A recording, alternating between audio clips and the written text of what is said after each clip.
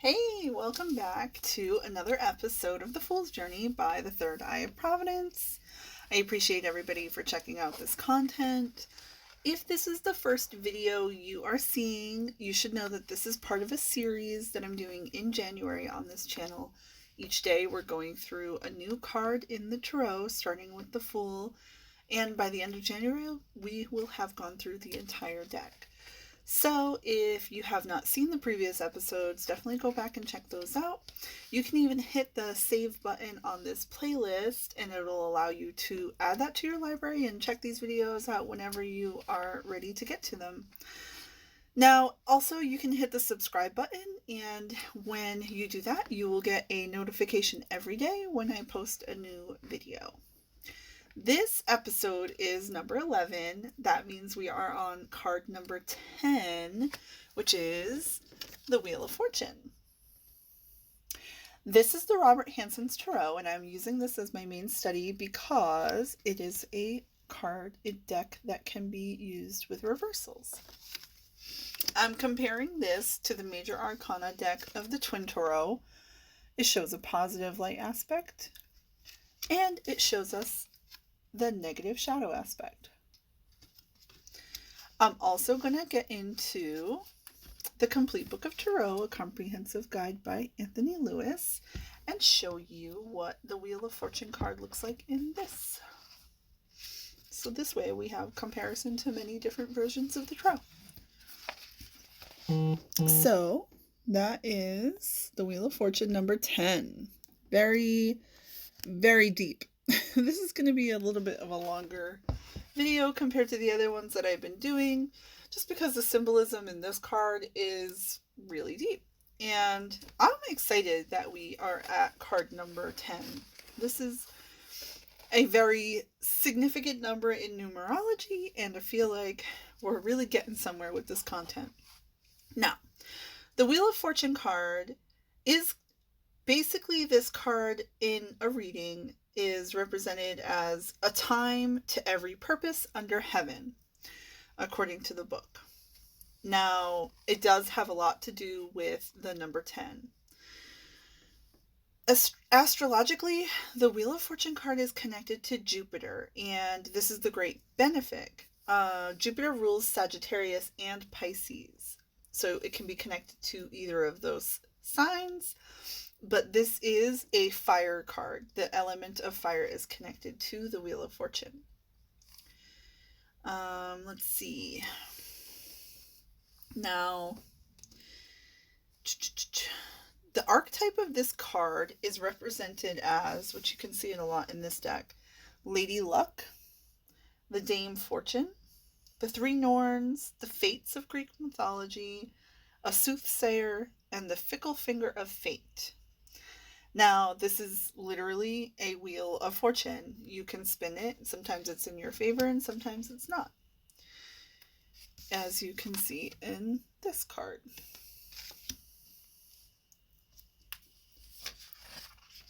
All right. In traditions of the tarot, going back to 1888, this card, when it appears in a reading, would represent good fortune, success, unexpected luck. It would also, in the reverse, represent ill fortune, failure, and unexpected bad luck. In the Rider-Waite, when this card comes out, this card represents destiny, success, luck, felicity, and elevation. In the reverse, it would represent superfluity, abundance, and increasing. Now, in the tradition of the Golden Dawn, this card is associated with good luck, happiness, and sometimes the intoxication that comes with success. In the positive aspects of the Wheel of Fortune, we have, of course, good luck and destiny, opportunities for advancement, upward trend, so the wheel spinning in your favor, seizing the moment, remaining open to opportunities, natural cycles, a turn for the better, a twist of fate, Lady Luck, and time will tell, and the acceptance of one's fate. In the negative aspect, it would represent bad luck, a downward cycle, misfortune, a turn for the worse, impermanence, procrastination, not seizing the moment, having no choice but to submit, and feeling powerless to circumstances and the fickle finger of fate.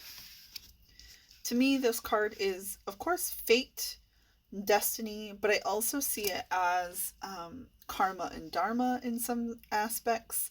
We definitely see how it's all about perception with this card. You're either on top of the world or you're being weighed down by the burdens. So let's see. When this card appears in a reading upright, it reminds us that our good fortune is often the result of twists of fate rather than our own doing. Now is a time to enjoy your good luck because it can change just as rapidly tomorrow. If things are going well now, be sure to make the best of it and put something aside for the rainy day. For the time being, destiny is smiling upon you. Seize the moment because an opportunity that presents itself today may not remain available tomorrow. Contemplate the lyrics of the Pete Seeger song, Turn, Turn, Turn, which sets the biblical words to music. To everything there is a reason, and a time to every purpose under the heaven. Now, in the negative polarity, when this card is reversed in a reading, we would see it as a caution that your good luck won't last forever. What goes up must come down, and each season gives way to the next, and you need to be prepared for the possibility of a rainy day. Although our fate is largely what we make it, unexpected things can happen that are outside of our control, so keep in mind the words of Brutus. There is a tide in the affairs of men, which taken at the flood leads on to fortune. Omitted, all the voyage of their life is bound in shallows and in miseries. Interesting. So, like I said, the symbolism in this card is pretty deep, and I actually decided I want to read to you the meaning in the book from the Twin Tarot, because I feel like there's a lot to get into here. So in the light aspect of the Wheel of Fortune, it says, enjoy this time at the top of the wheel. Embrace good fortune with gusto and zeal. This is about, again, synchronicity, cycles, opportunities, perfect timing, good luck, and breakthroughs. The shadow aspect of the Wheel of Fortune says, insight and wisdom gained from this ordeal ready me for the upturn of the wheel. And it says that this is about misfortune, setbacks, delays, bad luck, and poor timing. Interesting. Again, with the association of Jupiter in this card, the great benefit, Jupiter can be seen as sort of a lucky lady luck type of energy. But in the shadow, it's also like a missed opportunity. So it's not necessarily, like I said, it is all about what you perceive. So let's get into the symbolism.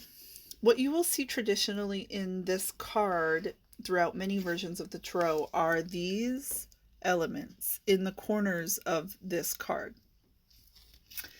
Let me see if it shows up in this version too. Right. Oh, so it's a little bit harder to see in this because it is black and white, but let me show you it again. In the four corners, you have these symbols. Okay. Like I said, there's so much in this card that I know I won't even be able to get into in this. I'm trying to keep it timely here. Traditionally, there will be a Sphinx. This is something I've seen in many versions of tarot. And the Sphinx is always have the Kundalini and the third eye activation in the symbolism of the Sphinx. And typically we're going to see an eagle. We're going to see the lion, the bull, and this angel. The Wheel of Fortune, again, it's very deep in the symbolism. It will typically have these glyphs around it as well.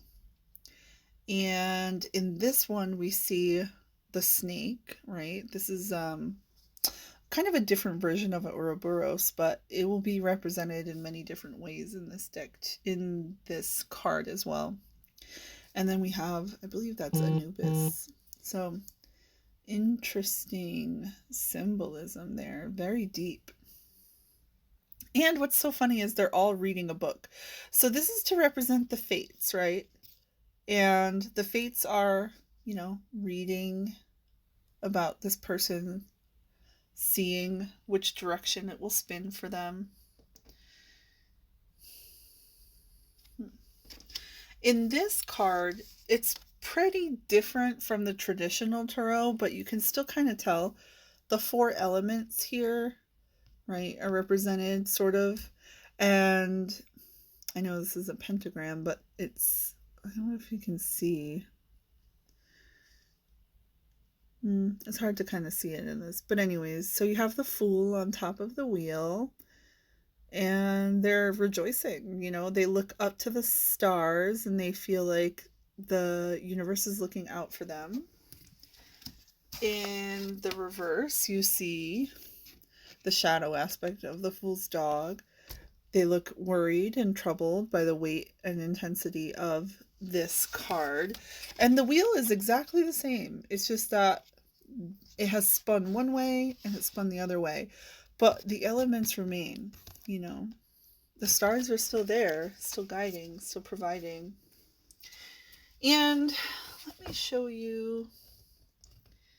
This one gets real deep. So I wish it would focus. Yep, you see the elements again. We have the eagle, the lion, the bull, and man. So this is to represent air, fire, earth, and water. Right?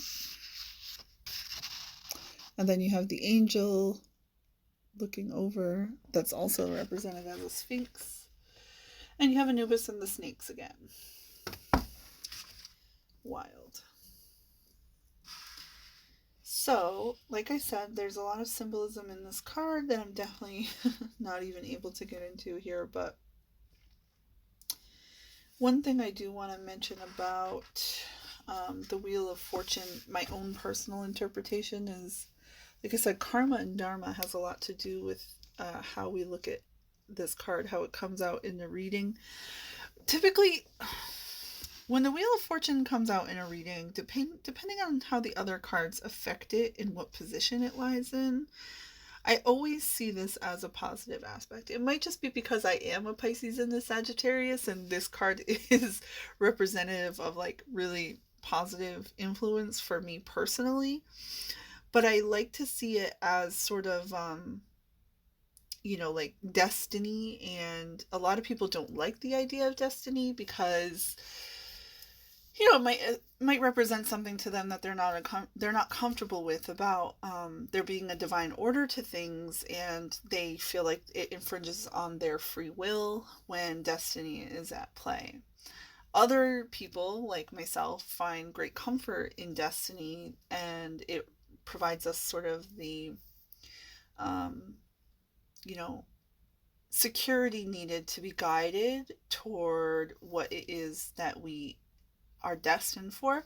So basically what I'm saying is it's all about the perception of the person, right? Some people find their free will infringed upon. They consider bad luck to attack them, and it's something that they did not ask for. It's unexpected and unprepared for. They're not learning from that experience, and they're only focused on what it is giving them in lack, right?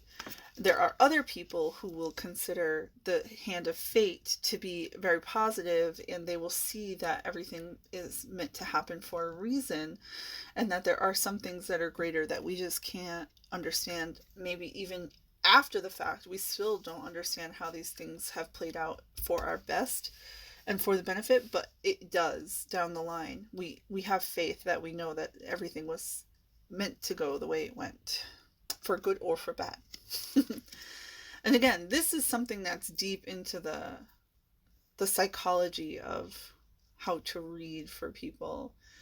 And and how to read for yourself, of course. And I want to point out that this all comes back to knowledge of self, right? This Kundalini third eye activation. It's like, it doesn't matter how many elements you have acquired. It doesn't matter how many books you read. What does matter is how comfortable you are with your own process of thinking, because that is where you're going to either see good luck or bad luck coming into your life, fortune or misfortune. You're going to see positivity or negativity. You're going to see a silver lining or you're going to see a storm. And that's kind of what this card means to me. That's what I mean by karma and dharma. It's like you are you get to decide, right? You are the creator of your reality. So if you've spun the wheel and it's come out in your favor, it's for a purpose. If you spin the wheel and it comes out against you, it's to help you as well. It's just, you have to decide that it is for that reason. Anyways, if you have some insights to offer, especially about the symbolism in the card and the esoteric knowledge here, it's so heavy, I can't even. Definitely leave a comment. I'd love to see what everybody has to say. I'd love to get into more about the numerology of number 10 and what this card represents, and closing one chapter and starting another. And if you like the content, just hit the like button. That would be really helpful. And hopefully I will see you on the next episode of The Fool's Journey.